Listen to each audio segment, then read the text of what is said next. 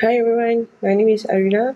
So today I'm going to show you how to change logo from the initial logo that we have in the settings.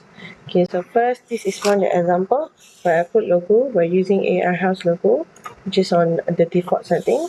So in order for you to change your own logo, you need to go on your login page, go back to your login page, and then you go on your profile, go to settings. When you click on settings, you have logo setting on your left side.